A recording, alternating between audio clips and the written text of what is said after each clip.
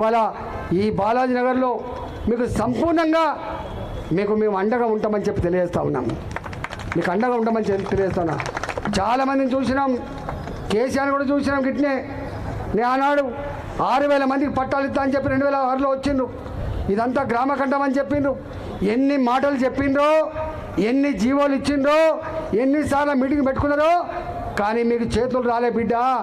మీ యావా మీ ధ్యాస మా గరీబోళ్ళు కాదు, మీ యావా మీ ధ్యాస ఉన్నోళ్ళు కదా, హైటెక్ సిటీ కదా దిక్కు మీరు చూసేది. మీ సూపు గడు తప్ప మీ సూపు జవహర్ నగర్ దిక్కు లేదని చెప్పి అర్థమవుతుంది. కాబట్టి ఇవాళ మీకు అండగా ఉండడమే కాదు, నేను కలెక్టర్ని అడుగుతా ఉన్నా. నేను సంవత్సరం అవుతుంది ఇక్కడ ఎంపీ అయి, ఒక్కనాడు కూడా సంవత్సరం మీద 7 నెలలు 8 నెలలు అవుతుంది ఇక్కడ జిల్లాకు మంత్రి గతి లేడు. ఇక్కడ ఈ జిల్లాకు ఒక ఇన్ఛార్జి మంత్రి ఉన్నాడు శ్రీధర్ బాబు గారు. మేము అనేకసార్లు అడిగినా, అయ్యా శ్రీధర్ బాబు గారు మీ దయా ఒకసారి మీరు డిఆర్సీ పెట్టండి అని చెప్పి ఎమ్మెల్యేని పిలవండి, కార్పొరేటర్ని పిలవండి, మాతో మీటింగ్ పెట్టమని చెప్పి అడిగినా. 3 సార్లు పోస్ట్ పోన్ అయింది, ఇప్పటికి లేదు.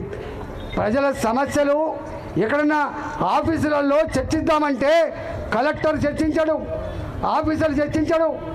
ఇవాళ ఇక్కడ ఉన్న ఎంఆర్ఓ నేనే రాజునంటది ఆమె, ఇక్కడున్న ఆర్డీఓ నేనే ముఖ్యమంత్రిలాగా అంటారు. నేను అంటున్నా, మీ తాత జాగీర్లు కాదు, పేదల బతుకులతో చెలగాటమాడితే మీరు అనుకుంటున్నారు ఈ ప్రభుత్వం శాశ్వతమని చెప్పి.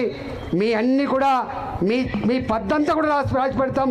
తప్పకుండా ప్రజాక్షేత్రంలో మీకు శిక్ష తప్పదని చెప్పి కూడా హెచ్చరిస్తూ ఉన్నాం.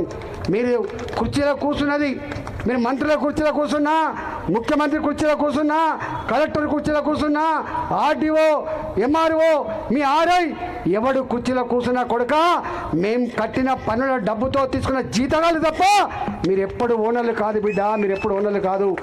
ఓనర్ల మేం. ఈ భూమి మీద హక్కు మాకుంటుంది, ఈ భూమి మీద హక్కు మాకుంటుంది, జీవించే హక్కు ఉన్నది.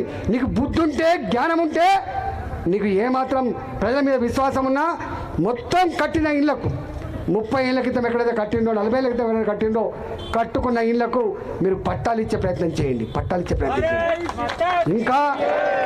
ఇంకా ఒకవేళ ఇంకా ఖాళీ భూములు పోలని ఉన్నాయి, మీరు వాళ్ళ మరణ వాళ్ళు పోతారు.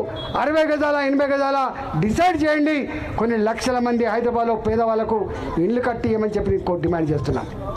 మీకు తెలుసో తెలియదో, కేంద్ర ప్రభుత్వం 3,04,000 ఇల్లు ఇచ్చింది 10 ఏళ్ల క్రితం. కేసీఆర్ రాజ్యంలో కేసీఆర్ ముఖ్యమంత్రి ఉండగా 10 సంవత్సరాల కాలంలో 3,04,000 ఇల్లు ఇచ్చిండ్రు. కానీ కట్ట దమ్ము లేదు, శాతకాలే. 1,75,000 కట్టిండ్రు. ఆ కట్టిన కూడా ఇంతవరకు పంచలే, ఇక్కడనే ఉంటుంది. ఇక్కడ 3,000 ఇల్లు కట్టిండ్రు. దాని పేరేంది, బాంబే హౌస్లు కట్టింది ఇక్కడ, కానీ ఇప్పటి వరకు ఇయ్యలే. అంటే ప్రజల సొమ్ముతో కట్టిన ఆ ఇండ్లు, అరే నీకైనా బుద్ధి ఉందా, జ్ఞానం ఉందా, ఏం చేస్తున్నారు మీరు పరిపాలన? 20 ఏళ్ల క్రితం కట్టిన ఇల్లు ఈ పేదవాళ్ళను గుర్తించి ఇచ్చే దమ్ము లేకపోతే నీ సిస్టమ్ ఏమున్నట్టు, నీ అధికారులు ఏం చేస్తున్నట్టు? చిన్న జిల్లాలు ఏర్పడితే కలెక్టర్లు సామాన్య జనాన్ని కూడా తాకుతారని